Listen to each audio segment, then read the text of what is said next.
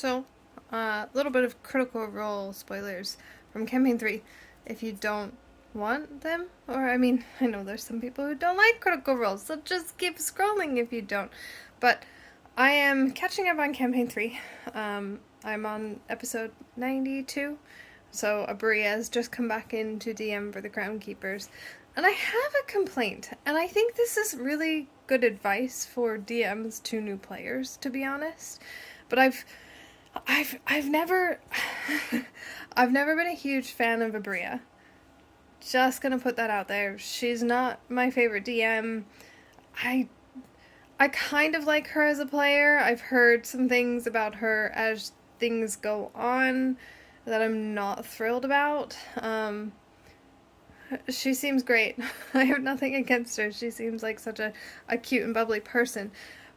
But I absolutely hate how controlling Abria is to Amy's character, Opal.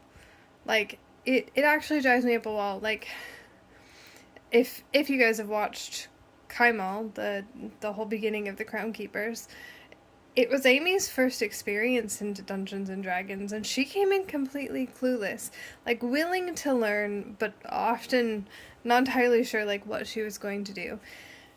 And I wasn't a fan of how Abria handled that as things went on. But now I'm sitting here watching, episode 92 of Campaign 3, and man, I'm not a fan. I'm really not a fan.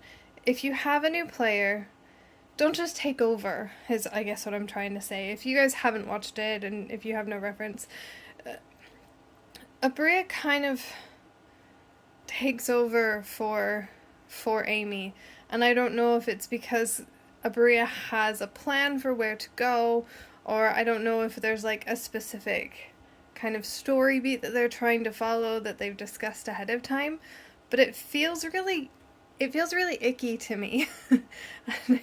I don't like saying that it feels icky to me, but it does. It feels gross because the way that Abria kind of just puppets Amy, it makes it feel like Opal isn't Amy's character anymore, and it's more like a DMPC that's managed somewhat by a PC.